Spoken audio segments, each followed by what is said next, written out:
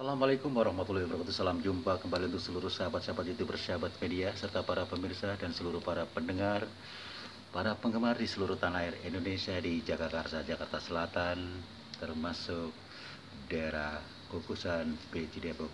Baik, untuk seluruh para penggemar, para pendengar yang selalu aktif mengikuti kajian di mana adanya channel Sadam, tanya jawab seputar dunia lain, edisi religi. Kali ini saya akan menjawab pertanyaan salah satu saudara kita, yaitu saudara Muhammad Sehu, dan yang termasuk yang kedua saudara Arya, sama-sama dari kota Jakarta. Terima kasih untuk saudara Arya dan saudara Muhammad Sehu yang telah menayangkan atensinya.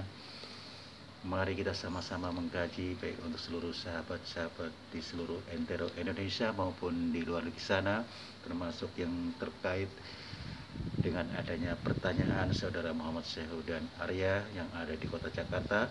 Mudah-mudahan kita semua senantiasa tetap dalam lindungan Allah Subhanahu wa Ta'ala.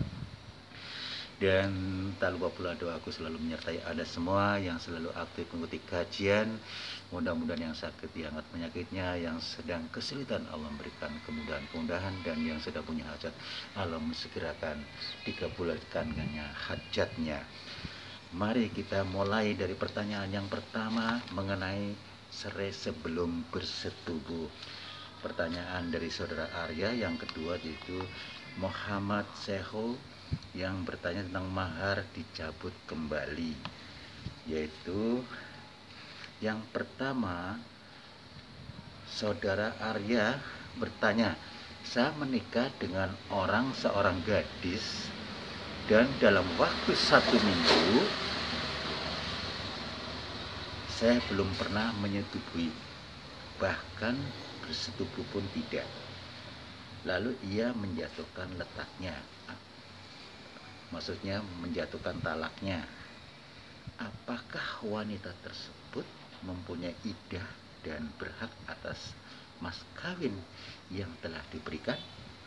Itu pertanyaan saudara Arya ya. Untuk saudara Arya, kembali kepada Anda, harap diperhatikan baik-baik ya, bahwa di surat Al-Ahzab ayat 49 mengatakan, ya ayyuhalladzina amanu idza naqtumul mu'minat summa dolaqtumuhunna min qabli antamassuhunna fama lakum alaihinna min iddah ta'tadu tahafamat tabi'uhunna wasyari hurhubba syarahan jamil. Di ayat 49 surat Al-Ahzab, bahwasanya hai orang-orang yang beriman, apabila kamu menikahi wanita-wanita yang beriman, kemudian kamu ceraikan mereka sebelum kamu mencampurinya, maka sekali-kali tidak wajib atas mereka iddah bagimu yang kamu minta menyempurnakannya. Maka berikanlah mereka mut'ah atau pemberian yang menyenangkan hati, dan lepaskanlah mereka itu dengan cara sebaik-baiknya, yang dijelaskan oleh tadi surat Al-Ahzab ayat 49 ya. Jadi dari ayat di atas jelas bahwa wanita yang belum disetubui lalu diceraikan itu tidak mempunyai iddah ya. Mengapa demikian? Karena itu mengandung beberapa hikmah yang mencerminkan 2 ketentuan. Yang pertama, bebaskan rahim. Barangkali ada hal-hal yang tersisa dan laki-laki yang menyetubuinya, lalu wanita itu tidak mengetahuinya, maka dari itu kondisi wanita itu harus suci hingga jelas tidak ada benih dari laki-laki yang menjadi suaminya itu. Kemudian yang kedua, iddah dijadikan sebagai sulaman bagi kehidupan keluarga yang yang berlalu itu tampaknya tidak etis kalau wanita yang pernah hidup dengan laki-laki dalam waktu yang relatif panjang ataupun singkat kemudian langsung meninggalkan laki-laki itu untuk pindah ke laki lain dengan jangka waktu yang 1 atau 2 hari setelah ceraikan, sementara suami istri yang belum pernah bersetubuh tentu tidak akan mengandung suatu benih dari suaminya itu, dan si wanita pun masih bersih ya saudara Arya, mudah-mudahan jelas.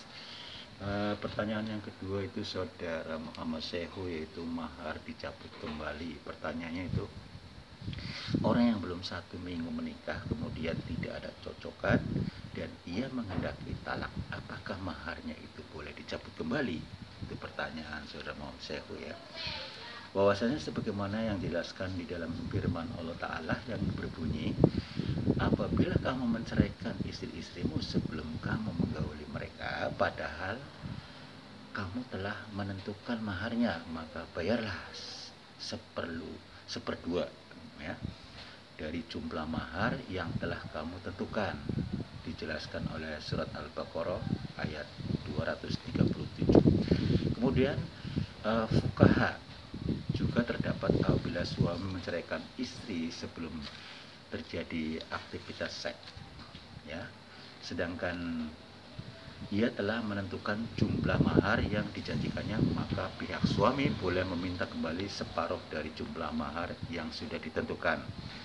Jadi yang perlu diingat bagaimana bentuk talak tersebut, apakah terjadinya talak itu disebabkan karena membatalkan pernikahan ataupun sebab lain ya. Kemudian talak itu mengharuskan untuk membagikan mahar menurut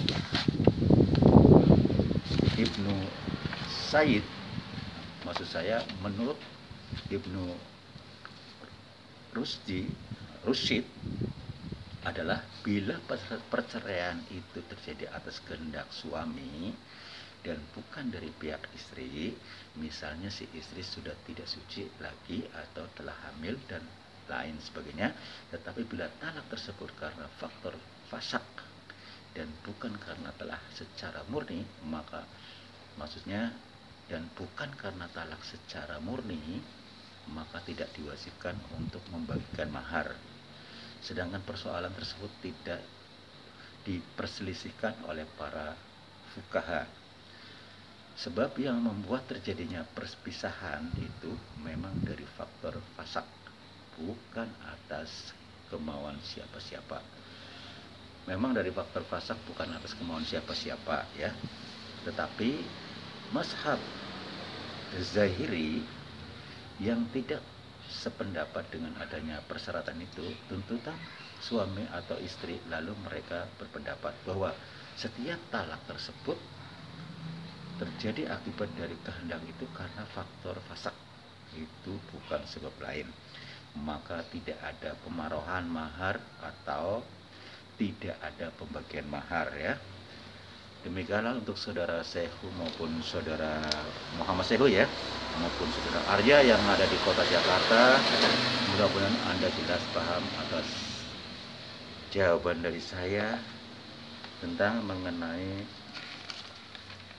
masa cerai sebelum bersetubuh ya, dan termasuk yang kedua mahar dicabut kembali dari saudara Arya dengan saudara Muhammad Sehu. Mudah-mudahan jelas untuk seluruh para pendengar, para penggemar di seluruh entero Indonesia maupun di luar di sana.